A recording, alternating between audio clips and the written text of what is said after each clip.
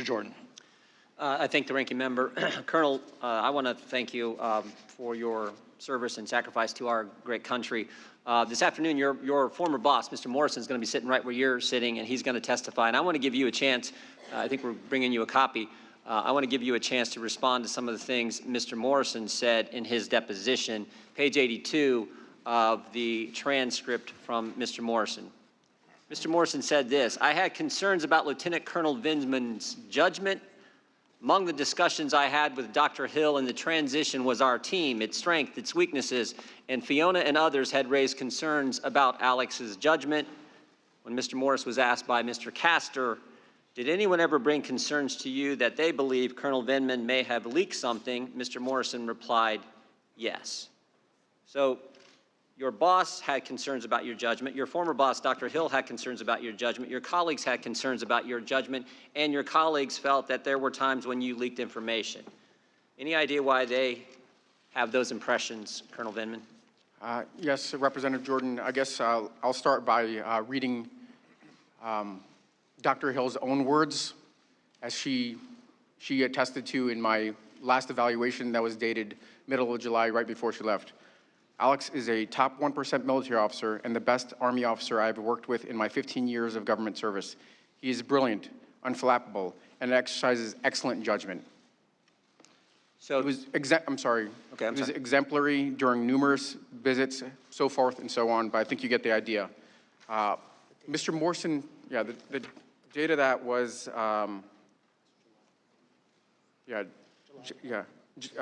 let's see, I'm sorry, July 13th. So, Mr. Jordan, I would say that I can't say what why Mr. Morrison questioned my judgment. We had only recently started working together. He wasn't there very long, and we were just trying to figure out our relationship. Maybe it was a different cultures, military culture versus. And Colonel, you never leaked information? I never did, never would. That is preposterous that I would do that. Okay.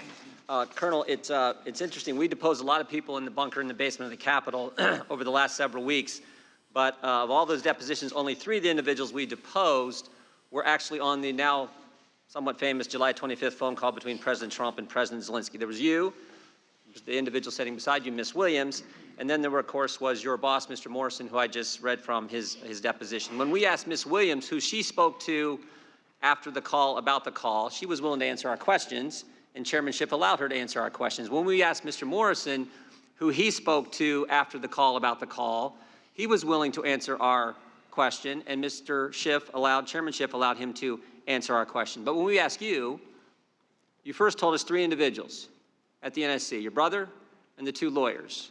And then you said there was a group of other people you communicated with, but you would only give us 1 individual in that group, Secretary Kent. And the chairman would only allow you to give us that name. When we asked you who else you communicated with, you would not tell us. So I want to know first, how many other people are in that group of people you communicated with outside the 4 individuals I just named? Yes, Mr. Jordan, on call readout, certainly after the first call, there were probably half a dozen or more people that I read out. Those are people with the proper clearance and the need to know. In this case, because of the sensitivity of the call and Mr. Eisenberg told me not to speak to anybody else, I only read out, outside of the NSC, 2 individuals. 2 individuals. Das Kent and 1 other person. And you're not willing to tell us who that other individual is? Mr. Chairman, point of order. Mr. Chairman. Mr. Chairman, point of order. The gentleman will suspend. Counsel. Mr. Chairman, I would ask you to enforce the rule with regard to disclosure with regard to the intelligence office. Thank you, counsel. You know, as I indicated before, this committee will not be used to out the whistleblower. That same Mr. Chairman, necessity can you first stop the time so I don't lose the time? Will persist. You are recognized again, Mr. Jordan. Mr. Chairman, I don't see how this is outing the whistleblower. The witness has testified in his deposition that he doesn't know who the whistleblower is. You have said, even though no one believes you, you have said you don't know who the whistleblower is. So how is this outing the whistleblower to find out who this individual is? Mr. Jordan, this is your time for questioning. You can use it any way you like, but your question should be addressed to the witness. And your question should not be addressed to trying to out the whistleblower. Well, okay. Colonel Vindman, There's another thing Mr. Morrison told us in his deposition. He said he was not concerned about the call itself. He said there was nothing illegal or improper on the call, but he was concerned about the call leaking, the contents of the call leaking. He said this, he was concerned how it would play out in Washington's polarized environment, how the contents would be used in Washington's political process. Mr. Morrison was right. Excuse me, Mr. Jordan, could I get a page? Page 44. Thank you. Mr. Morrison was right. The call leaks. The whistleblower goes to Chairman Schiff, staff. Then he runs off to the lawyer, the same lawyer who said in January of 2017 the coup has started against President Trump. The one thing the Democrats didn't, one thing they didn't count on was the president releasing the call transcript and letting us all see what he said. They didn't count on that. Transcript shows no linkage. The two individuals on the call have both said no pressure, no pushing, no linkage, but security assistance dollars to an investigation. Ms. Williams, after the call on the 25th, we know that Colonel Vindman talked to several people. After the call on the 25th, how many people did you talk to about the call? I did not speak to anybody about the call. Didn't speak to anybody. No. And I said that I was concerned about the way things were trending in Ukraine policy. So Colonel Vindman is a highly distinguished, decorated military officer.